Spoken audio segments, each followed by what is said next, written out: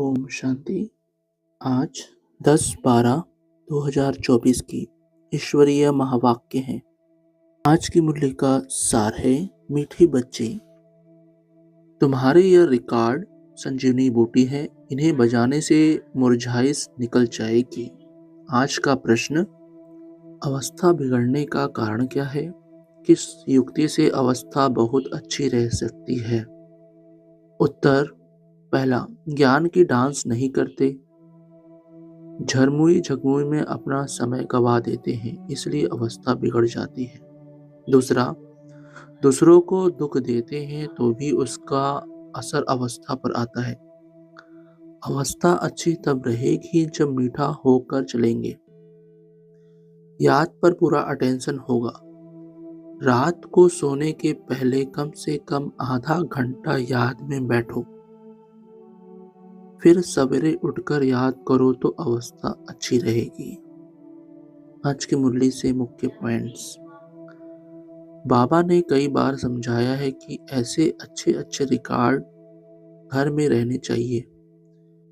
फिर कोई मुरझाइश आती है तो रिकॉर्ड बजाने से बुद्धि में झट अर्थ आएगा तो मुरझाइश निकल जाएगी। यह रिकॉर्ड भी संजीवनी बूटी है। अगली पॉइंट, बाबा कहते तुम रोज मुझे याद करो तो धारणा बहुत अच्छी होगी।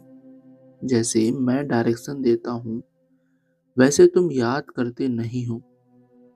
माया तुमको याद करने नहीं देती है।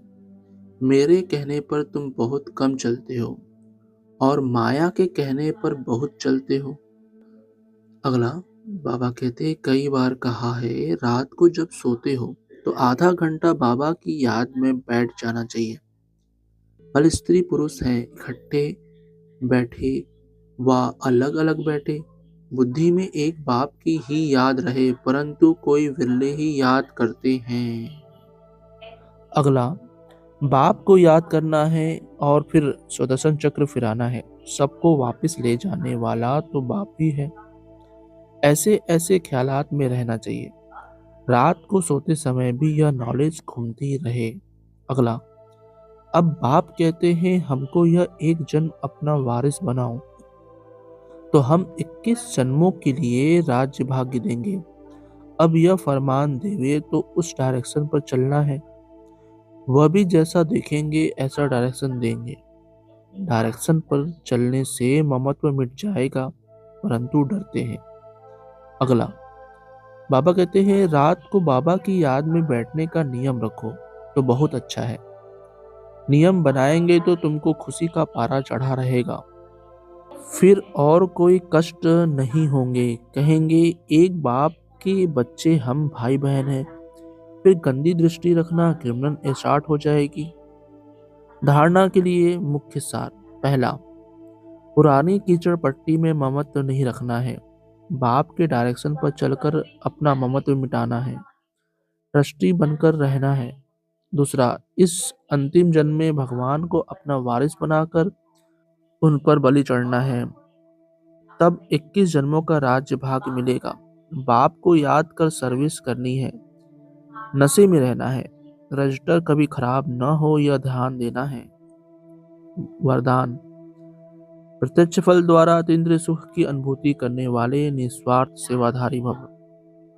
स्पष्टीकरण, सतयुग में संगम के कर्म का फल मिलेगा, लेकिन यहाँ बाप का बनने से प्रत्यक्ष फल वर्षे के रूप में मिलता है। सेवा की और सेवा करने के साथ साथ खुशी मिली।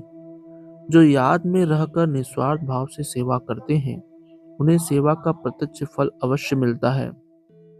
प्रत्यक्ष फल ही ताजा फल है जो एवर हेल्दी बना देता है।